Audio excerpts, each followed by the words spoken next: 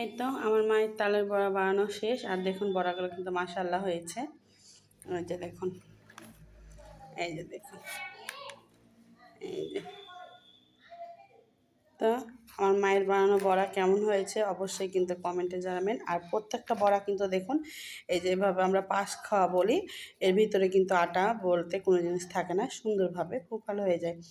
তো এই ছিল আজকের আমার মায়ের বড়া তোলার ভিডিও। তো আপনাদের কেমন লাগলো অবশ্যই কিন্তু কমেন্টে জানাবেন। আর এভাবে বড়া কারা তুলেন সেটাও কিন্তু কমেন্টে জানাবেন। এই যে দেখুন, আমি আপনাদের একটু ভেঙে দেখালাম। এই যে দেখুন কি সুন্দর, দেখুন ভিতরে কিন্তু কিচ্ছু নেই। এই যে, এই যে দেখুন।